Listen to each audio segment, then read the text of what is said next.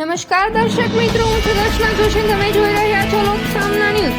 તો જોઈએ આજના સમાચાર અમરેલીથી અમારા રિપોર્ટર સતીશ રાઠોડ સાથે. આજ રોજ તારીખ 30/12/2025 ના રોજ બપોરના સમયે 4:50 ગુજરાત રાજ્ય સરકારના 112 કંટ્રોલ રૂમ ખાતેથી અમરેલી ફાયર કંટ્રોલ રૂમ ખાતે ટેલિફોનિક જાણ કરવામાં આવેલ કે અમરેલી જિલ્લાના બગસરા તાલુકા ખાતેના જૂના ઝાંઝરિયા ગામ ખાતે હંસરાજભાઈ કોલાડિયાની વાડીના કૂવામાં 2 વ્યક્તિ પડી ગયેલ તેની જાણ થતા ફાયર ઓફિસર HP સરતેજાની આગેવાની હેઠળ અમરેલી ફાયર એન્ડ ઇમરજન્સી સર્વિસની ટીમ તુરંત જ ઘટના સ્થળે પહોંચી પોતાની સૂઝબૂછ તથા પોતાના જીવનો જોખમે ફક્ત 1 કલાકની મહામહેનતથી બંને વ્યક્તિઓને રેસ્ક્યુ કરી બહાર કાઢેલ અને પોસ્ટમોર્ટમ અર્થે સ્થાનિક પોલીસને સોંપેલ. આ કામગીરી કરનાર ફાયર સ્ટાફ સાગરભાઈ પુરોહિત, આનંદભાઈ જાની, સવજીભાઈ ડાભી, જગદીશભાઈ ભુરિયા, અરુણભાઈ વાઘેલા.